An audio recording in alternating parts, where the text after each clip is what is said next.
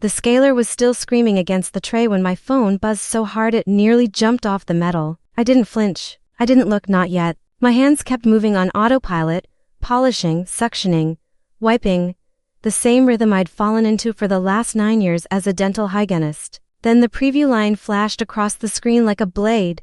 We've booked the entire week of July 4th at your Lakehouse. Whole family, 32 people, boats, grills, fireworks, the works. My assistant, Sarah, stopped dead in the doorway, cotton roll frozen halfway to the bin. Another buzz, another message, a photo this time.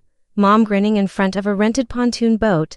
Caption surprise for Juliet. With about 50 exclamation marks, I set the scaler down. The click was too loud in that sterile white room, like a judge's gavel. Outside the hallway someone laughed. Inside me the air just thinned. A cold, metallic pressure pressed against my sternum until breathing felt optional. I turned the phone face down, slow, deliberate, like I was handling something explosive.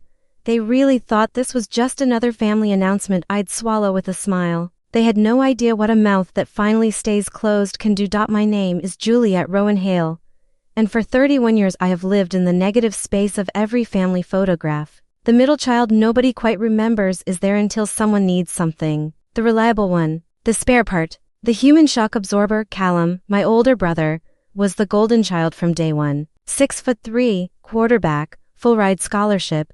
The son Mom still brags about to strangers in the grocery store like it happened yesterday instead of 12 years ago. Evan, the baby, arrived with dimples deep enough to drown in and a laugh that made people hand him whatever he wanted before he even asked. Mom called him our miracle baby every single day until the words lost all meaning. I was the meat in the sandwich.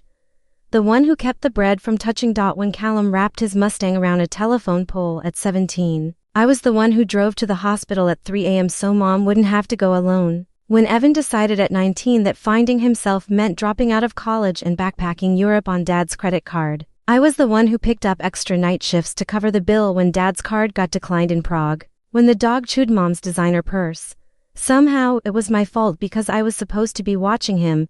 I learned before I was 10 that if something needed fixing, it found my hands. If something spilled, it spilled on my side of the table. Mom's favorite line was always, "Thank you for being so reliable, Juliet."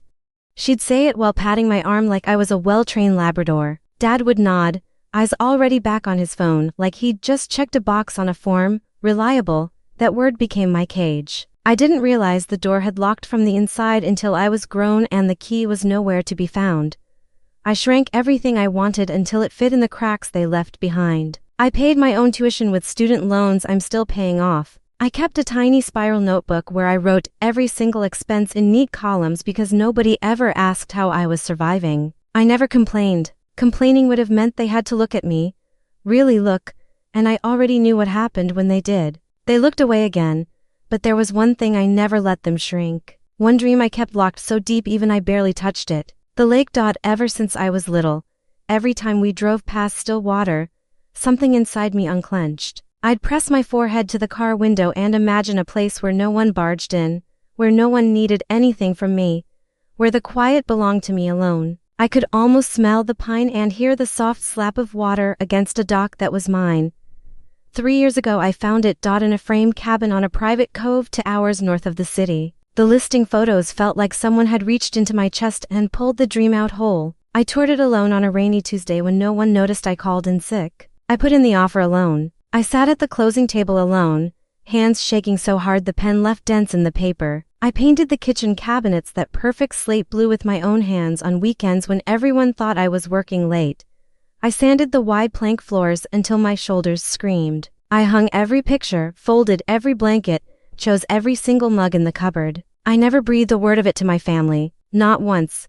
The only person who knew was Mara, my best friend since college, because she had seen what happened every time I let them close to something I loved. They took it, they renamed it, they broke it, they forgot I ever had it in the first place.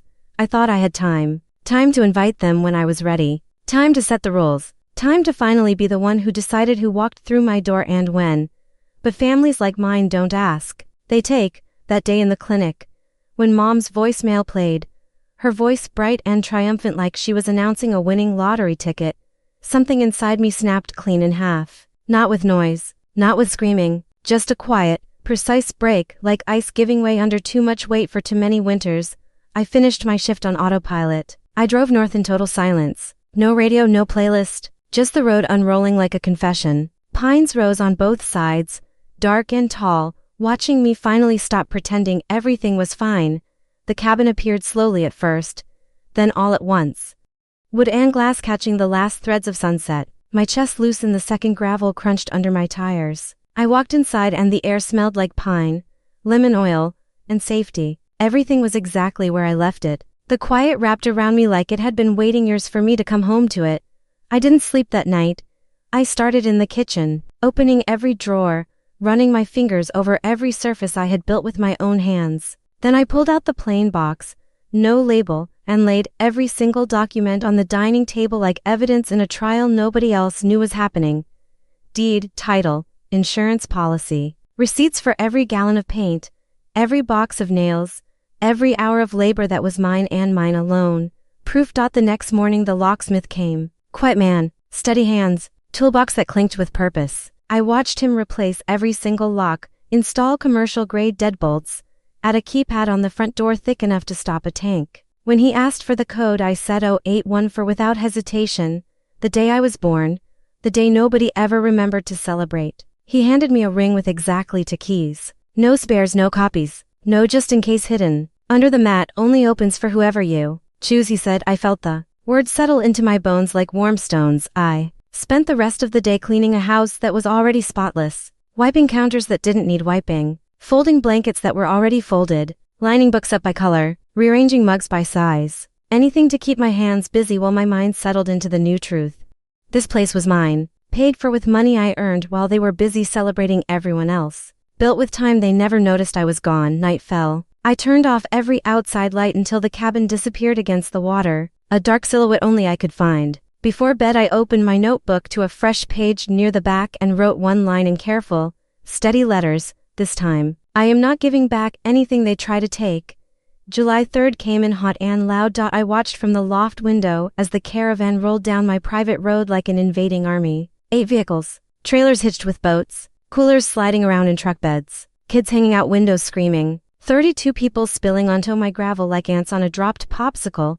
Callum stepped out first, slamming his truck door so hard the whole vehicle rocked. Evan right behind him, already laughing, already acting like the party had started without him and he was offended. Mom marched up the porch steps with grocery bags swinging from both arms, smile already locked and loaded like she was walking onto a stage. She twisted the knob, jiggled it, twisted again, reached into her purse for a key that never existed. I waited until her face folded in confusion.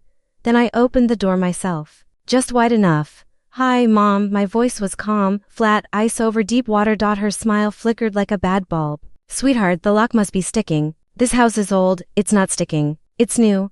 Dad stepped up behind her, scanning the porch like he was looking for structural weaknesses. Callum grinned, that big golden boy grin that used to get him out of everything. Road, this place is insane. Wait till you see the boat we brought. Kids are dying to get on the water. There's no boat launch on my property. I said it soft, almost gentle. It didn't matter. Evan laughed, loose and careless. Don't be weird. Jules, Mom said you were cool with everything. I looked at my mother, held her eyes until something in them flinched. I wasn't asked. The next 12 minutes were pure, beautiful chaos. Mom tried guilt first, voice already wobbling. We just wanted family time. Juliet, you never host anything. We thought you'd be excited. Dad went straight to scripture. Family shares everything. You don't lock your own blood out of a house with 8 bedrooms. Callum tried logic. Come on, row 8 bedrooms. 32 people. Math works. Stop being dramatic. Evan tried charm. It's just 1 week. Jules, 1 week. Behind them cousins were already unloading. Someone produced a karaoke machine the size of a refrigerator. Someone else started blowing up an inflatable unicorn taller than me. A toddler bolted toward my dock screaming about swimming. I stepped back inside, closed the door, slid the deadbolt home. The click was soft. The silence that followed was deafening. Then the shouting started. Knocking, pounding, Callum rattling the handle hard enough to shake the frame. Mom's voice cracking into tears that sounded rehearsed. Dad yelling my full name like it still had power over me. Someone tried the back door. Someone else tried a window. Someone's kids started crying because the adults were scaring them. I turned off every light until the house went black. They called. They texted. Mom left 8 voicemails that went from confusion to rage to bargaining to full-on sobbing. Dad sent 6 Bible verses about honoring your parents. Callum left 3 messages that got progressively drunker and angrier, ending with "You're seriously doing this." Over a week, Evan tried the sad little brother voice. "Jules, come on, open the door. Let's talk. You're scaring Mom." I didn't answer a single one. The sheriff showed up just before dusk. Knocked once. I opened the door 6 inches and handed him the folder: deed, title, driver's license, insurance card. He glanced at it, nodded, stepped back onto the porch and faced the crowd that had formed like a lynch mob with coolers. "She's the owner. Private property. She decides who comes in. You've got 10 minutes to clear out before I start writing trespassing tickets." I've never heard 32 people go that quiet. You could hear the lake lapping against the shore. You could hear someone's kid start to cry harder. You could hear the exact moment their entire plan shattered against a truth they never thought they'd have to face. They left in pieces. Trucks backing out too fast. Boats dragging behind. Coolers sliding and spilling ice across my gravel. Someone screaming at someone else about whose idea this was. Someone else crying because their vacation was ruined. Someone's toddler screaming because they didn't understand why they couldn't go swimming. By nightfall, the only light on my shore was the moon on the water and the soft glow from my own windows. I sat on the dock with a blanket around my shoulders and watched the northern lights spill green and purple across the sky like the universe itself was celebrating. 32 people were huddled 3 miles down the road at the public access, fighting mosquitoes the size of hummingbirds and each other, sleeping in cars because every hotel within 50 miles was booked solid for the holiday. They came for a vacation. They got a mirror. The next morning the shoreline was empty. No coolers, no tents, no voices. Just mist curling off the water and the smell of pine and absolute freedom. I walked through my house barefoot, touching the edges of everything I'd built. The cabinets I painted until my fingers were raw. The rug I saved 6 months to buy. The plates Mara and I found at that little thrift shop in town. Nothing was out of place. Nothing was broken. Nothing had been taken. My phone stayed silent for 3 whole days. When the calls finally started again, they were different, smaller. Mom's voice cracked on the first syllable. Dad asked if we could talk like adults. Callum left a message that sounded almost human. Evan just said my name like he was testing if it still worked. I didn't call back. Not yet. Maybe not ever. Some nights I still sit on the dock and replay the sound of that deadbolt sliding home. Not out of anger anymore. Just to remind myself I can. That I did. That I will again if I have to. The lake doesn't care who used to walk all over me. The water just reflects the truth back. Calm, cold and clear. I finally learned that peace doesn't come when they finally see you. It comes when you stop needing them to. If you've ever built something beautiful with your own hands just to have someone try to walk in and claim it. If you've ever locked a door and felt your whole life click into place on the right side of it. If you've ever chosen yourself when everyone else chose to take this story was for you. You're not dramatic. You're not selfish. You're not the problem. You're the one who finally decided the quiet you earned doesn't come with a welcome mat for people who never noticed you were carrying the whole damn house on your back. Stay fierce. Stay quiet when you need to. And never, ever again let them mistake your silence for permission. I'll see you in the next one.